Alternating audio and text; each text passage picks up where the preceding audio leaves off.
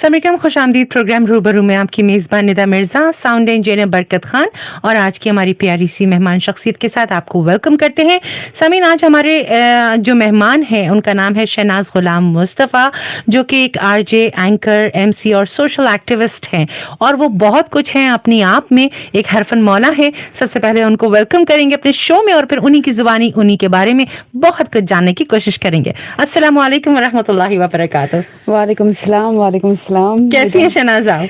अल्हम्दुलिल्लाह बहुत खुश हूँ और बहुत स्पेशल फील कर रही हूँ आज। सो नाइस ये तो बहुत अच्छी बात है कि हमारे गेस्ट हमारे स्टूडियो में आके स्पेशल फील करें। तो शहनाज, हमारे लिसनर्स के लिए हम जब भी किसी गेस्ट को यहाँ पे दावत देते हैं तो कोशिश करते हैं कि वो गेस्ट जो हैं वो उनके लिए एक इंस्पिरेशन बन सके और यकीनन आप माशाल्लाह मल्टी टैलेंटेड एक लेडी हैं और आपने बहुत कुछ किया है, लेकिन वक्तन फवक्तन हमारे पास आधे घंटे का टाइम है, उसमें कोशिश करेंगे आपसे ज्यादा गुफ्तगू। सबसे पहले आपके बचपन की तरफ चलते हैं, कहाँ से ताल्लुक है, किस मुल्क से, और अर्ली एजुकेशन के बारे में बताइए। जी, मैं इंडियन हूँ और मैं यहीं पर पैदा हुई हूँ। अच्छा, जी, यहीं पर पली बड़ी हूँ, स्कूल यहाँ पर हुआ, शादी यहाँ पर हुए, अब मेरे बच्चे यहाँ पर हैं, वो पढ़ रहे हैं। वाह, क्या बात है। हाँ, thanks to my dad, because कितने सालों पहले उन्होंने ये डिसाइड किया कि भाई कुवैत इज माय प्लेस। तो ये बताइए कि इंडिया के किस शहर से हैं? मुंबई से। मुंबई, तो मुंबई की क्या चीज पसंद होगी शहनाज आपको? Of course starting with food, vada pav. Vada pav, क्या बात है जनाब, वड़ा पाव अब तो यहाँ पे भी मिलता है वैसे, वड़ा पाव यहाँ पर भी मिलता है, लेकिन ऑफ कोर्स वो कहते हैं ना थोड़ा देश की मिट्टी। क्या बात है, और वो मिर्ची डालकर। Yes exactly. तो फूडी है यहाँ पे बहुत ज्यादा। चलें, ये तो बहुत अच्छी, फिर तो और मजे की चटपटी गुफ्तगू रहेगी सामी। तो शहनाज, आपने अर्ली एजुकेशन कहाँ से हासिल की कुवैत में? जी, वो हमारे में कहते हैं वी आर ICS कैन। तो वो कोई बच्चा नहीं होगा मिलेनियल्स का जो इंडियन कम्युनिटी स्कूल नहीं गया हो। तो यस, मैं वहां से हूँ and on the half way फिर मैंने अल-अमल इंडियन स्कूल भी ज्वाइन किया था। अच्छा, यस, तो दैट्स माय स्कूलिंग। चलें, और हायर एजुकेशन के हवाले से? जी, उस टाइम पे ना आपको मजे की बात बताती हूँ, इनफैक्ट सबसे रिलेट होगी ये बात कि उस टाइम पे किसी ने ग्रेजुएशन करने की इतनी सोची नहीं थी। तो फिर मेरे साथ ये हादसा हुआ था कि आई हैड डन ग्रेजुएशन, मतलब हाई स्कूल हो गया था।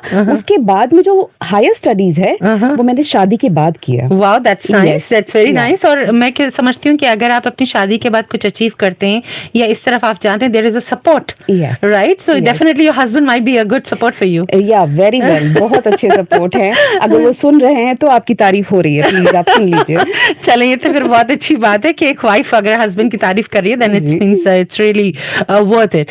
अच्छा, ये बताइए शहनाज के प्रोफेशनल लाइफ में आपने बताया कि आपकी एक तो पूरी फैमिली बैकग्राउंड जो एविएशन से ताल्लुक रखता है, तो उसमें थोड़ा सा हाईलाइट कीजिएगा। जी, मेरे डैड कास्को में काम करते थे। फिर मतलब लाइक ऐसे पूरे इवॉल्वमेंट है, like we worked with airlines, Qatar airways, Emirates airline, Etihad airways, Kuwait Airways.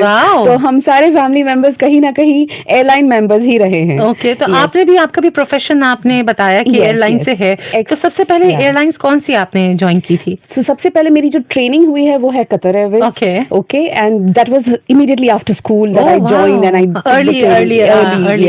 And then when I joined Emirates, that's when I felt that I have to have more further education and qualification. तो फिर मैंने Emirates किया, उसके बाद में इतिहाद Airways. तो ये बताइए कि क्या एयरलाइन में जाने का या एविएशन में जाने का इट वाज अ फैमिली आपको फोर्स था या उनकी इंस्पिरेशन थी या किसी ने आपको इंस्पायर्ड किया था? एक्चुअली इंस्पिरेशन बिल्कुल ही एक अलग कॉर्नर में से आया।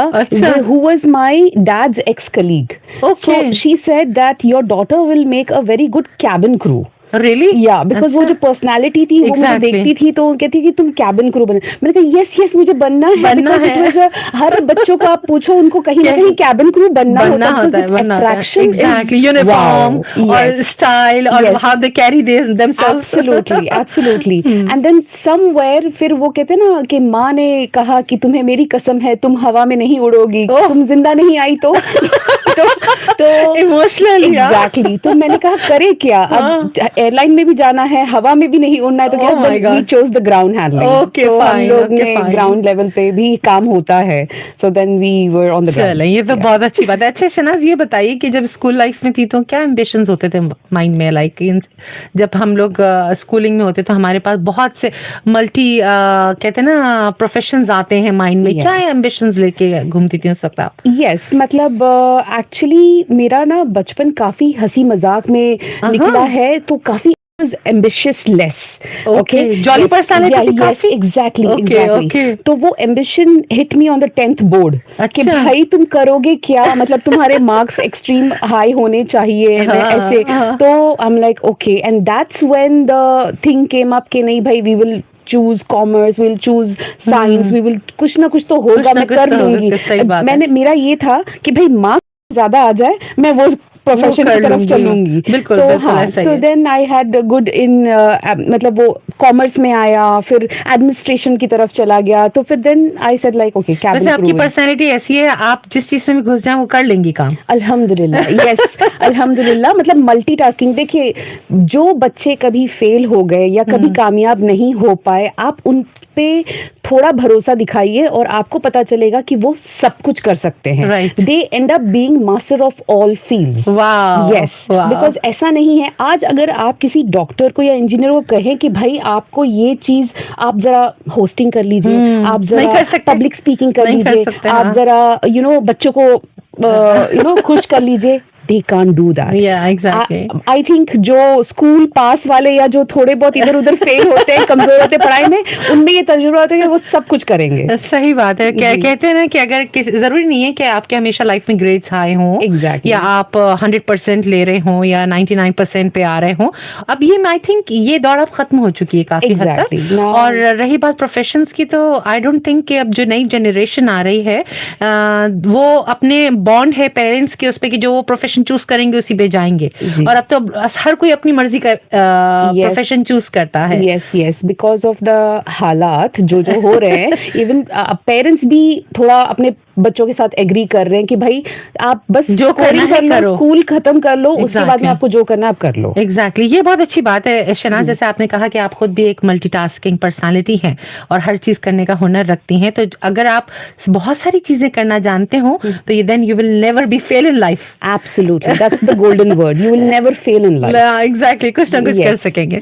तो शहनाज ये बताइए कि प्रोफेशनल लेडी होने के साथ साथ आप अपना, डेफिनेटली आपने बताया आपकी फैमिली भी है यहाँ पर, तो how do you balance your life?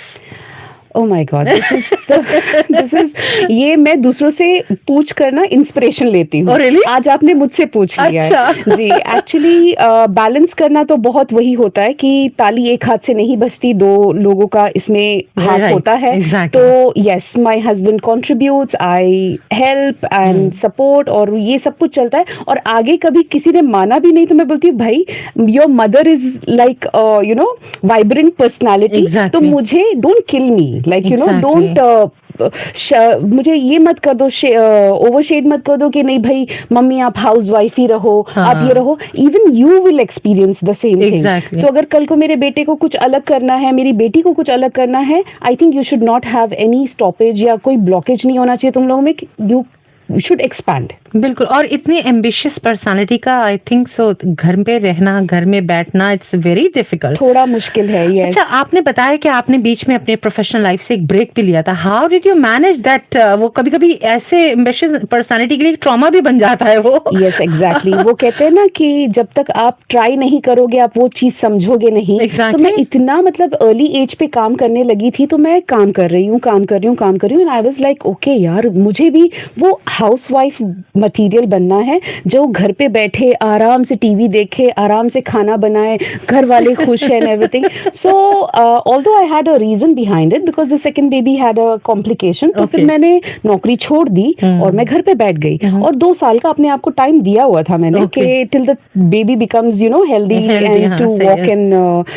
Rome around. तो मैंने कहा कि चलो हम ये ट्राई करते हैं, and I did that. But then in 6 months I felt like okay, something in me is missing. because because we are not that person. But of course I did enjoy the 6 months of it, and then slowly ये हो गया कि I got so evolved with my kids. मतलब like उसकी मुस्कुराहट के लिए मैं कुछ भी कर दूंगी, वो चल रहे हैं उनकी तोतली बातों के लिए मैं कुछ भी कर दूंगी, तो I'm fine. And suddenly that very professional dynamic woman became a very motherly kind, totally involved in motherhood.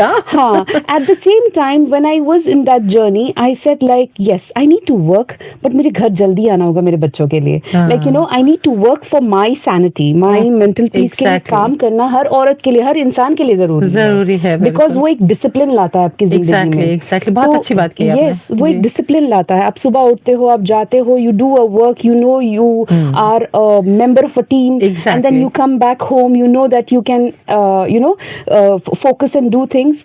Yes, so do what you love, then convert it into your hobby, and then enjoy your life. क्या बात है, जबरदस्त. और आपने जो सही बात कही कि काम करना हर इंसान के लिए बहुत जरूरी है, क्योंकि डिसिप्लिन लाता है. और मैंने देखा है वो लेडीज जो वर्किंग लेडीज रहती हैं वो ज्यादा डिसिप्लिन अपने घर में भी होती हैं, ज्यादा अच्छा मैनेज करती हैं.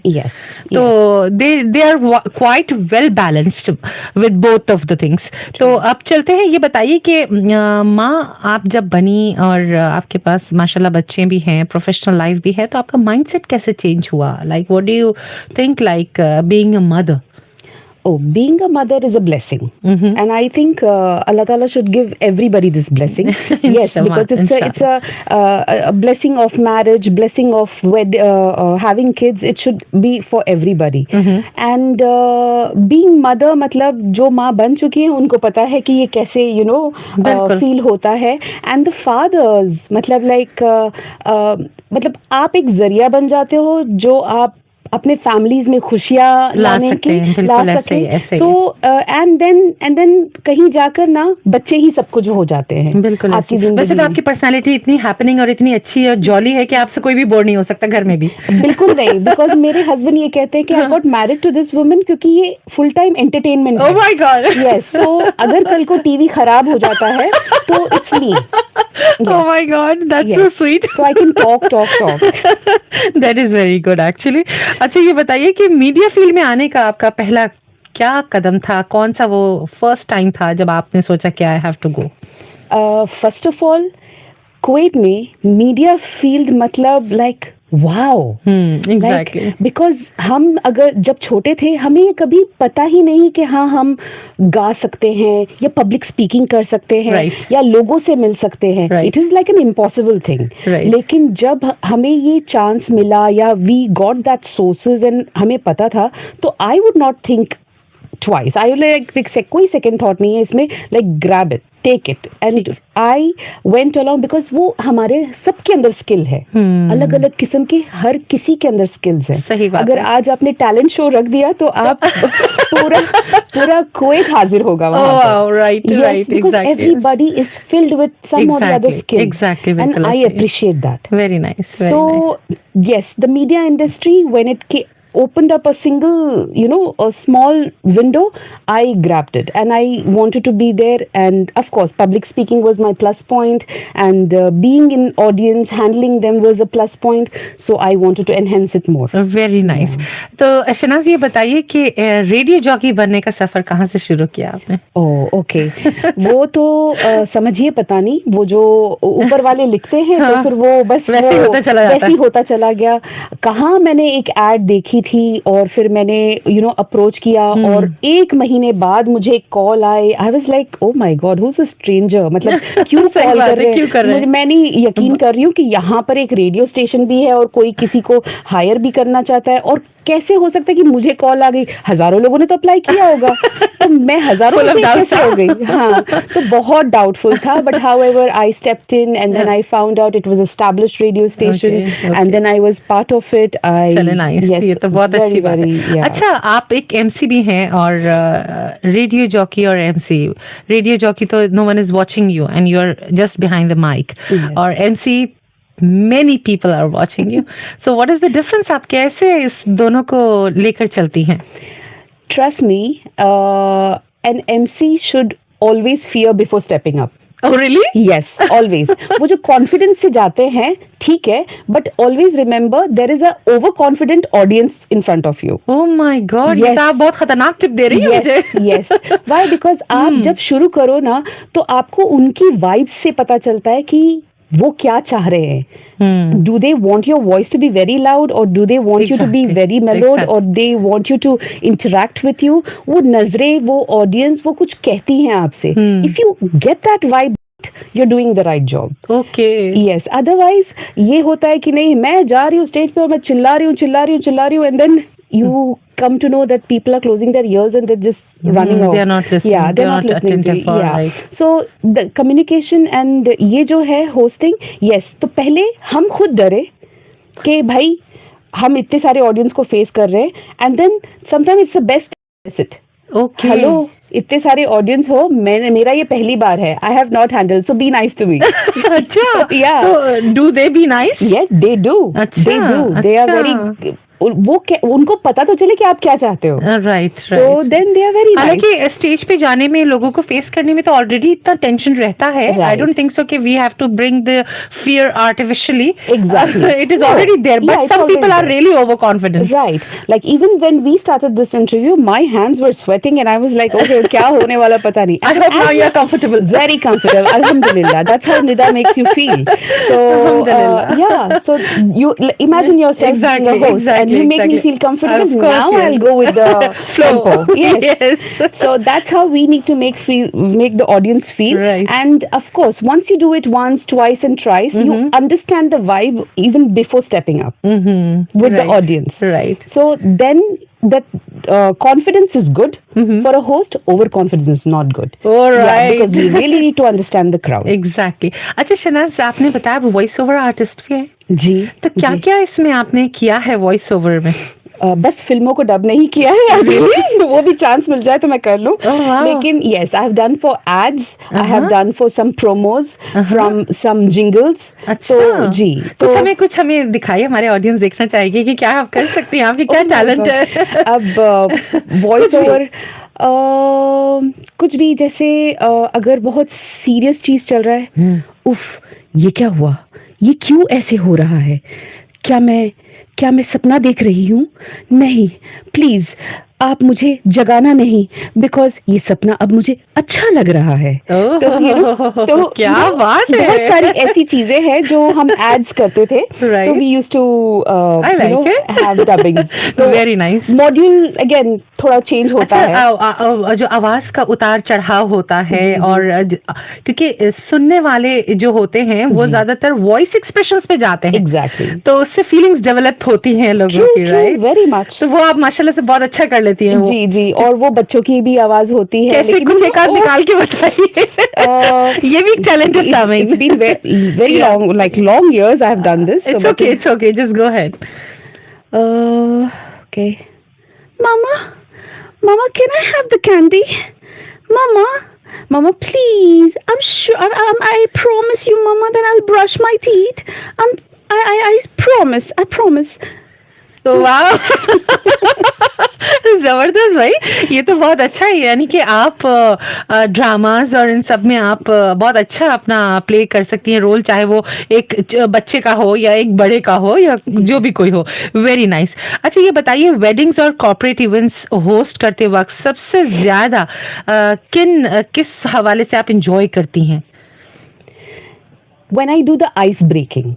आइस ब्रेकिंग सेशंस जो होते हैं ना, जैसे कभी आप व्हेन कॉर्पोरेट इवेंट्स होते हैं इसमें, तो बंदों को पता ही नहीं होता कि कभी कभी उनको मैनेजर के साथ खेलना पड़ जाएगा. ओके. ठीक है. उनको पता नहीं होता कि उनको अपने सुपरवाइजर के साथ खेलना है. They become a team, they play, and then you know even the pantries, the tea boys, they all, because it's a corporate event. Okay. So everybody becomes a member of it. So ये एक चीज होती है जो मुझे बहुत अच्छा लगता है, where everybody is equal and they play and then they have a team and like ये वी वॉन, यू नो, वो स्पिरिट रहता है. तो वो एक चीज रहता है. और दूसरी, जब कॉर्पोरेट इवेंट्स में जो आइस ब्रेकिंग एक और चीज है जहां पर वो हेजिटेंट रहते हैं. They are like, no, I am a computer geek, I love myself behind the scene, I don't do all this thing, this is not my thing. But जब खेलने लग जाओ, you know bring that person out of the वो जो कहते हैं shell. अंदर का बच्चा बाहर निकालना। Exactly, अंदर का बच्चा बाहर आ जाता है, खेलते हैं, एक्टिव होते हैं, then it's very nice, very nice. तो अब तक शहनाज कितने इवेंट आप कर चुकी हैं ऑर्गेनाइज या conduct? Yeah, Alhamdulillah, like, you know, when I was in the airline also, because Etihad Airways में जो मेरी पोस्ट थी वो थी सीनियर सेल्स एग्जीक्यूटिव की, तो उसमें क्या था कि we organizing workshops also for travel agents and like that. So कभी-कभी travel agents and families भी आ जाते थे, तो you know, so उन सब के लिए so I used to host then too. So तब से लेकर अब तक भी I can't, it's quite big number, but then yes, I have done few. And but of course after marriage and after that circumstances of having kids, मतलब वो बोलते बच्चे बच्चे बच्चे, तो उनके सिचुएशन के हिसाब से थोड़े कम हो गए हैं, but yes I। अच्छा बताइए, आपका ये जो मल्टीटास्किंग टैलेंट है ये आपकी फैमिली में भी अपने बच्चों में कहीं जा रहा है ऑटोमेटिकली? किसी में है ये क्वालिटी? सच बताऊं तो मुझे नहीं दिख रही, मुझे दूर दूर तक नहीं दिख रही है, because they all think that I am a zombie, मतलब मैं बहुत ही अलग ही प्लैनेट की बंदी हूँ उनके लिए। My husband looks and he rolls his eyes, my daughter has we are look what are you doing, okay, and my son is like mumma you are embarrassing me, okay, oh my God, ये हर Gen Z's behaviour. Exactly, तो इन सब के ना अलग अलग statement है मेरे लिए। And one thing my husband told very beautifully कि मतलब मैं कहीं पार्टिसिपेट करती हूँ, जैसे अभी हमने भारत मेला इंडिया, तो I was given a certificate, very nice. तो माय हस्बैंड सेड देखो तुम्हारी मम्मी अभी तक सर्टिफिकेट्स लेकर आ रही है, यू नो, और तुम बच्चों का हमें आज तक पता नहीं कि कौन से स्पोर्ट्स में क्या करिकुलम है, क्या कर रहे हो, तुम कुछ एक्स्ट्रा करिकुलम कर ही नहीं रहे हो। Wow, very nice, this is something very inspirational. और मैं समझती हूँ एक वक्त आएगा जब आपके बच्चे इसको एक इंस्पिरेशन के तौर पे देखेंगे, जब वो प्रैक्टिकल लाइफ में इन्वॉल्व होंगे। Exactly, there is a shelf of mine where I have all the souvenirs given, gifted from events and corporates, many academies that I've hosted, so they have appreciated me with the certification. Very nice. वो एक shelf है जहाँ पर मैंने ये सब रखा हुआ है, और my husband is saying बाजू में कोई शेल्फ रखने की जरूरत ही नहीं है, क्योंकि I don't think so your kids are going to bring anything तुम्हारे मुकाबले का। Oh my God, this is so sweet. लेकिन कभी कभी वो इंशाल्लाह आपको इंस्पिरेशन बनाकर और आप जैसा बनने की जरूर कोशिश करेंगे, अभी ना सही लेकिन लेटर। अच्छा ये बताइए कि सोशल वर्क की तरफ भी आपका काफी रुझान है क्या? What do you do exactly? या अल्हम्दुलिल्लाह, लाइक जब आप इतने आउटगोइंग हैं, आप लोगों से मिलते हैं, नेटवर्किंग करते हैं, तो ऐसा नहीं कि I shouldn't be selfish, in fact anybody, I have got this inspiration from others where they have not been selfish, and वो अपने लिए ही नहीं कर रहे हैं, वो कम्युनिटी के लिए भी करते हैं, वो लोगों के लिए भी करते हैं। Right. तो मेरा एक सेक्टर मैंने अपने लिए ही चुन लिया where there is women and I see many home makers, very you know like skills हैं, like I said they have lot of skills, तो वो इवॉल्व नहीं कर पाते, अपने जैसे लोगों से मिल नहीं पाते, बात नहीं कर पाते, अंदर ही रहते हैं, तो something for them to gather, to meet, to exchange contacts, to talk, to have some fun time. तो वो एक मेरे हिसाब से मैं एक women empowerment का एक छोटा सा जरिया बनती हूँ। And then on other hand, social work of course, मतलब I actively participate in volunteering, चाहे वो रमदान कैंप हो, चाहे वो ब्लड डोनेशन हो, चाहे कहीं पर भी हो, I try to be one of the volunteers and I would go, मतलब ऐसा नहीं कि हाँ मैं जानती हूँ तो मैं मुझे बड़ा औहदा देना है, no, what you want me to do, you want me to pick these things and arrange it, throw it, do anything, help, I am that's very nice. That's two things. One, I am being volunteer there. Second, मैं अपने लिए सवाब कमा रही हूँ. That's it. Wow, so nice. ये चीज, ये जो थिंकिंग है और ये जो जेस्चर है, ये बहुत जरूरी है ऐसे काम करने के लिए। और वो कहते हैं ना कि हर बड़ी पर्सनालिटी हमेशा वो कहते हैं ना झुकी हुई होती है। तो शहनाज, ये तो सब आपकी जैसी पर्सनालिटी है, माशाल्लाह बहुत मल्टी टैलेंटेड है। मैं तो बहुत अच्छा लगा, मुझे आपसे गुफ्तगू करके ज्यादा अच्छा लग रहा है, और मुझे लग रहा है कि हमारे शो का वक्त जो है वो बहुत कम है आप जैसी पर्सनालिटी के को एक्सप्लोर करने के हवाले से, लेकिन जितना किसी भी लेडी के लिए एक बहुत इंस्पिरेशन है। शहनाज, कोई एक ऐसी आदत बताइए अपनी जिस पे आप बहुत फख्र महसूस करती हैं, और कोई एक ऐसी आदत जो आप चाहती हैं इससे मेरी जान छूट जाए। ओके, एक ऐसी आदत जिस पे मुझे बहुत अच्छा लगता है कि मैं किसी अनजान इंसान से कहीं पर भी बात कर सकती हूँ। Very nice. जो कभी नहीं कर सकता, किसी से भी बात नहीं कर सकता, वो मुझसे बात जरूर कर सकता है। Wow, very nice. I can do that. I have done that. I've tested myself also कि यार ये इंसान अकेला बैठा रहता, कोई नहीं बात करता, चलो let's try, and then मैं try करती हूँ, and then they start talking to me. ठीक है. That's there. Another thing जो एकदम ही मतलब like ये हो जाओ, that is I am very like अभी मूड हुआ तो कर दिया, अभी नहीं तो कभी नहीं, मतलब लाइक यू नो बाद में it's just because like again life priorities shifting वक्त। आज मैं इस फुल जोश में हूँ, आज मुझसे कुछ भी करा लो कुछ भी करा लो। सही। Yes, it doesn't apply to my husband, नहीं होगा तो कोई नहीं करा सकता। Yeah it doesn't apply to my husband because he will tell me आज तुम बिरयानी बना दो, तो नहीं। यस, सो बट इट कुछ भी करा लो आप, very nice, I will do that in जोश। बट अगर जब मूड थोड़ा लो हो, एकदम ये हो, तो यार please don't make me move out of my sofa. Okay. तो शहनाज, लेडीज को या यंग गर्ल्स को कुछ कहना चाहेंगे, एक मैसेज देना चाहेंगे आप? ऑफ कोर्स ये है कि वो जो हमारे सबके अंदर एक होता है शाई हेजिटेशन, नहीं लोग क्या कहेंगे। ऑफ कोर्स आप जब एक बार एनालाइज कर लेते हो कि आप जो कर रहे हो वो सही है, आपके दिल को लग रहा है, आपके किरदार पे सूट हो रहा है, आपको अच्छा लग रहा है, आप करो, अच्छे से करो, और दुनिया का मतलब एक्सपीरियंस लेकर करो कि आप आगे कैसे बढ़ सकते हो। तो डोंट फील शाई और don't feel hesitant and be confident. क्योंकि बहुत सारे लोग होते हैं, अरे यार आप बात कर लेते हो, आप कर रहे हो, आप में अलग नहीं, मुझ में कुछ अलग चीज नहीं है, हम सब में है, बट शायद कोई और किसी कुछ और पता है, कुछ को नहीं पता। हाँ, कुछ को पता है, कुछ को नहीं पता, और कोई और वो कॉन्फिडेंट किसी और चीज में दिखा रहा है, चाहे हाथ की कारीगरी बिल्कुल सही कह रही है। तो just explore and come out of your shells. Wow, very nice. और सामीन, आपने सुना शहनाज को आज, और यकीनन आज सारी खवातीन के लिए और लेडीज यंग गर्ल्स के लिए भी शहनाज एक इंस्पिरेशन से कम नहीं, बहुत मल्टीटास्किंग पर्सनालिटी हैं जिनके लिए ये शो कम पड़ गया, हमारा शो का वक्त कम पड़ गया, और उनसे जानने के लिए और बहुत कुछ था, लेकिन आज का शो का क्योंकि वक्त खत्म हो रहा है, तो इसी के साथ हम इजाजत चाहेंगे। अगले मंगल दोबारा हाजिर होंगे एक नए मेहमान के साथ। हमें इजाजत। तहरीर और पेशकश निदा मिर्जा, साउंड इंजीनियर बरकत खान।